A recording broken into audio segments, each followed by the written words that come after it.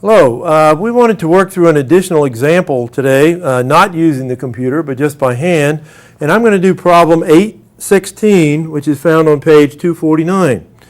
One of the things I'm going to do as I go through this problem is point out the key words. Because remember, I think I said the first meeting we had, selecting the type of problem is one of the hard jobs you have. So I'm going to try to help you with that right now. It says Southside Hospital in Bayshore, New York, commonly conducts stress tests to study the heart muscle after a person has a heart attack. Members of the Diagnostic Imaging Department conducted a quality improvement project to try to reduce the turnaround time for stress tests. Turnaround time is defined as the time when the test is ordered to when the radiologist signs off on the test results. Okay, all of that is just kind of background information. We don't have to worry about that too much. It's not going to help us to solve the problem, at least right now. But then it says, initially, the mean turnaround time for a stress test was 68 hours. So the first thing I'm going to do is say mu, we think, is equal to 68 hours. Or at least that's what it used to be. So I'm going to say the mean was 68 previously. After incorporating changes into the stress test process, the quality improvement team collected a sample of 50 turnaround time. So a sample of 50 tells me that n equals 50. So I'm going to write that down. Okay, then I continue. In this sample, the mean turnaround time was 32 with a standard deviation of 9.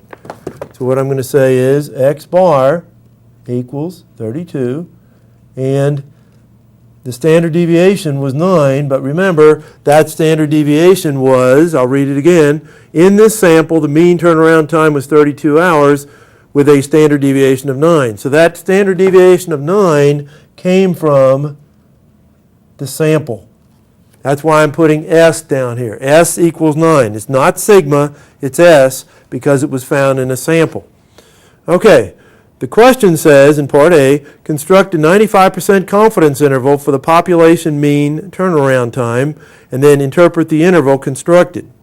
Then we want to answer the policy question, do you think the quality improvement project was a success? Explain. Okay, so my first job is to come up with a 95% interval. So looking at my data here, I've got a pretty large sample, but the standard deviation is not known. So what I'm going to do is I'm going to use my formula to find the confidence interval. Mu equals x bar plus or minus t times s over the square root of n. That's the formula that we used actually for the last problem as well. So first thing I'll put in there then is my sample mean, 32, plus or minus, I don't know about t yet, so I'm going to wait a minute on that. S is 9, and n is 50. So I want the square root of 50. 9 is my numerator over here, and then I need to find a value for z to plug into the formula. Okay, so that value is going to be found in a table, and it's called the t-table. To find that value, I have to know what level of confidence I want. So it asked me for a 95% interval, so I'm going to write that over here, 95%. So graphically, what that means is I'm going to have 95% in the middle and 5% out on the ends of the distribution. This is 95%, therefore each end has to be half of 5%, which would be 0.025 as a decimal, 2.5%. Same thing over here, 0.025. Whoops, can't quite get that on there, 0.025. Okay, that corresponds to this area out here on the end. Now, what I'm going to do then is, based on the degrees of freedom would be n minus 1. That's going to be 49, 50 minus 1.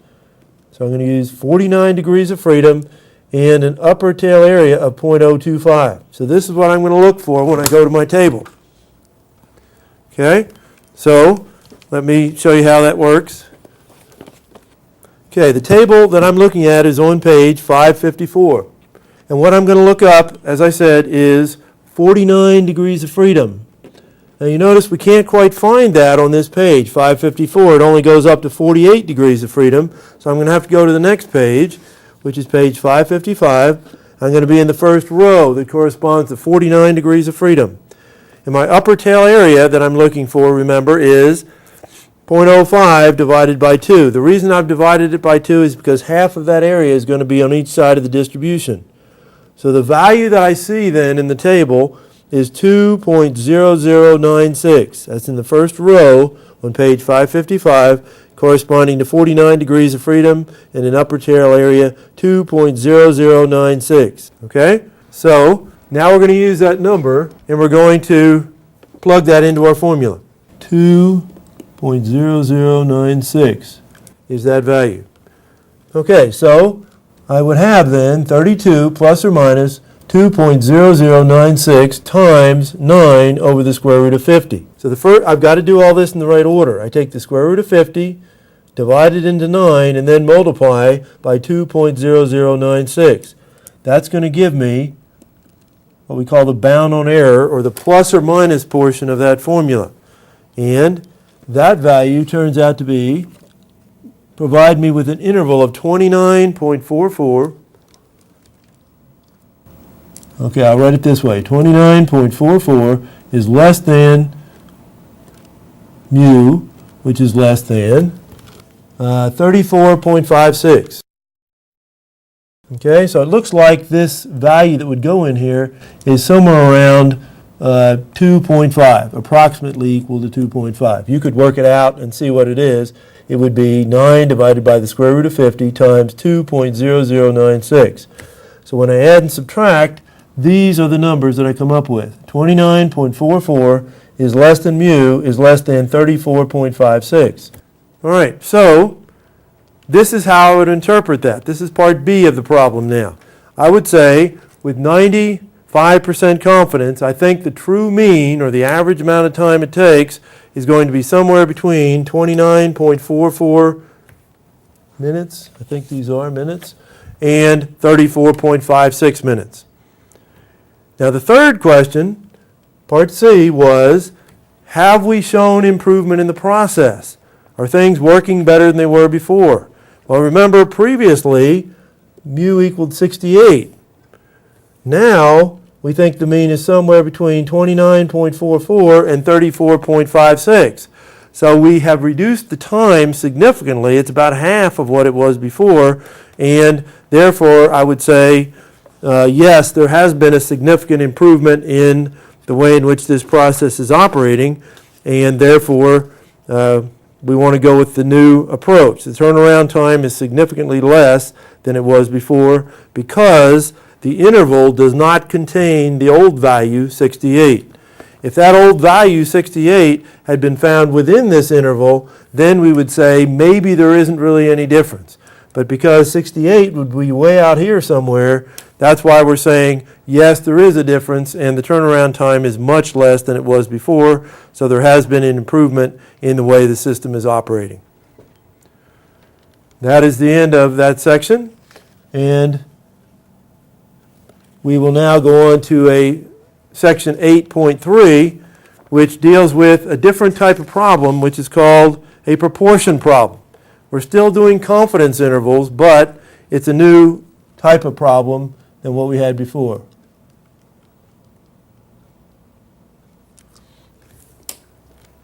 Section 8.4 then. I'm sorry, section 8.3. This is section 8.3, confidence interval estimation for the proportion. So the good question again that we need to ask is, how are we going to know when to use this approach rather than either a z or a t-test that we've already looked at? The answer is going to depend largely on the type of data. We have here what's called nominal data. Previously, we've been working with interval or ratio data. So the question is, how do I know which one is which? Interval or ratio deals with means and standard deviations. Nominal data deals with frequencies or percentages or decimals even. Okay? So if I read a problem and it doesn't have anything to do with means or standard deviations, it's only talking about how many had some characteristic out of some number, it's going to be nominal data. If I have nominal data, the first thing I should think of is proportion test. Okay? Pi, this is the symbol pi, stands for the population proportion. Okay, that is the percentage of the population that has some particular characteristic. This is what we're going to be estimating now, is the population proportion, not the population mean. So when we write down our confidence interval, make sure you're talking about the proportion and not the mean. Okay, the formula that we're going to use to do this kind of problem is found at the top of page 251. Confidence interval estimate for the proportion. And what it says is, or here's the formula, P plus or minus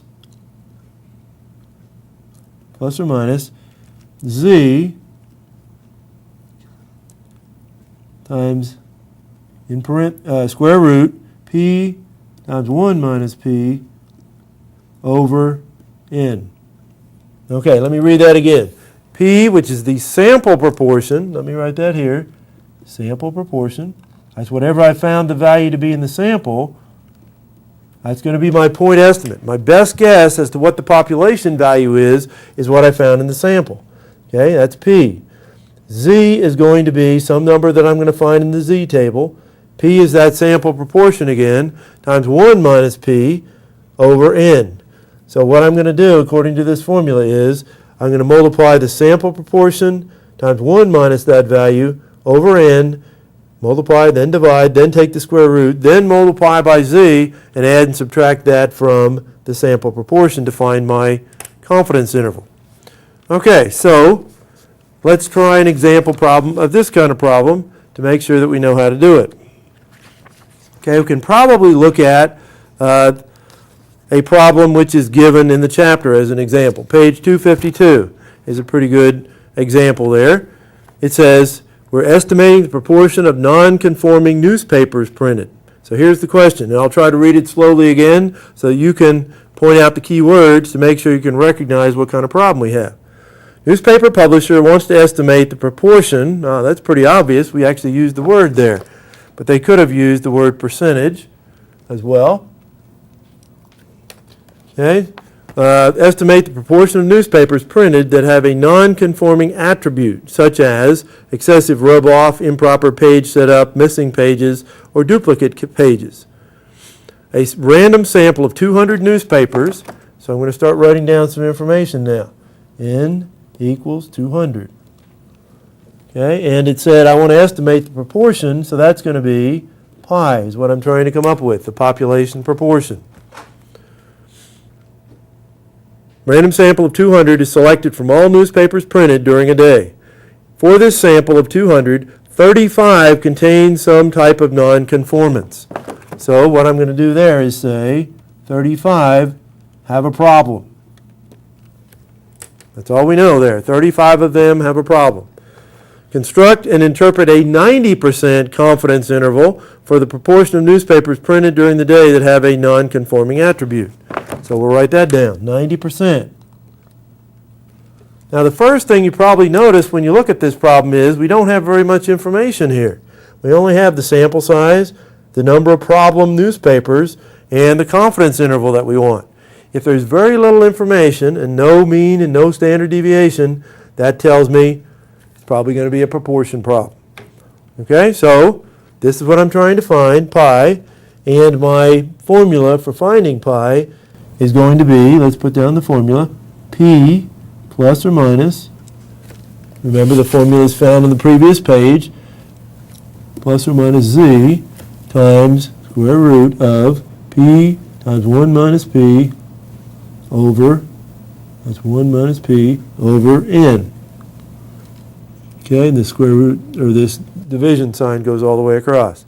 So what it says is, take P, multiply by 1 minus P, 1 minus P, and then divide by N, take the square root, multiply by Z, add and subtract from P to find my interval. Okay, so let's start putting in what we know. Now the first thing we notice is the problem doesn't really tell me what P is. It gives me enough information that I can find P, but it doesn't say this is the value for the sample proportion. So what I have to do is I have to calculate P. But that's fairly simple. All I have to do is say P equals the number of newspapers that had a problem, which was 35, divided by the total number in my sample, 200. So 35 divided by 200 is going to be my sample proportion. Okay? And we can look in our chapter there to see that that value is 0.175, which means 17.5%. Is the proportion of newspapers that turn out to be not so good. All right? So that's P. I'm going to use that in my formula. I've got to use it in a couple places, right here and right here. N is my sample size. That's 200. I know that. The only other thing I need to know about is Z. I've got to find a Z value from a table. It's a Z value, so it's going to be in the Z table. So let's go back to our Z table and see what that looks like. Okay, the table that I want to use is page 552. It's table E2. And what I want to do with this table is I want to find, well, let's draw the diagram first. It's a 90% interval, so that means I want the area in the middle to be 90%. So the area out on the end must be 5% on each side. So this is 5% because it has to equal 100. 5%, 5%.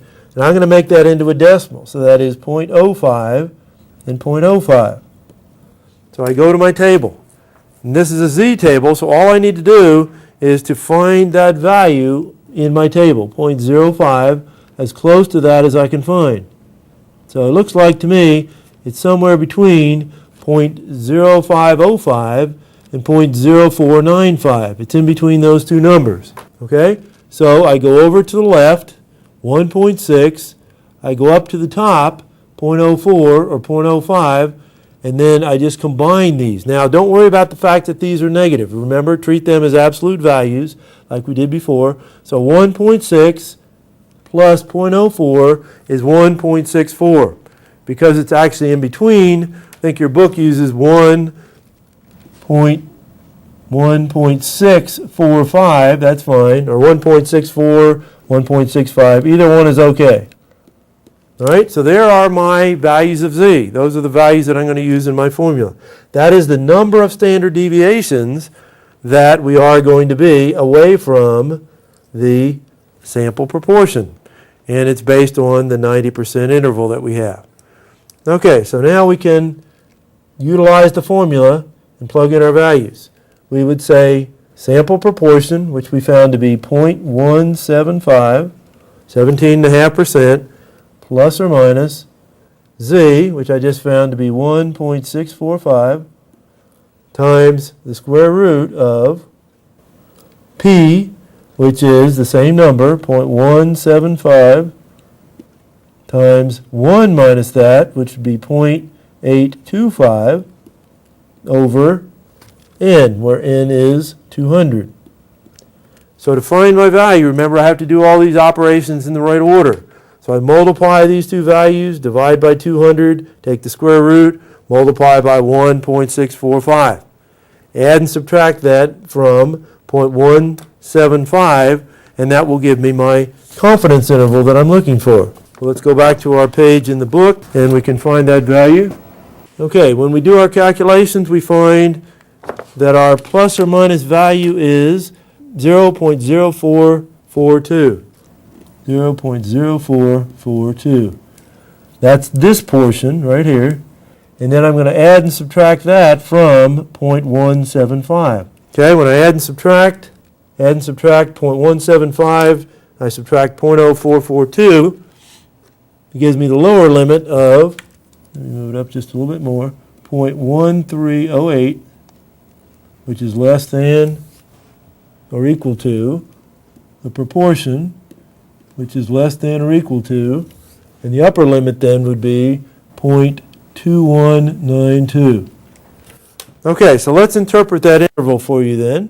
What it says is, with 95% confidence, I believe that the true value or percentage of newspapers that are defective is going to be somewhere between 13.08 and 21.92%.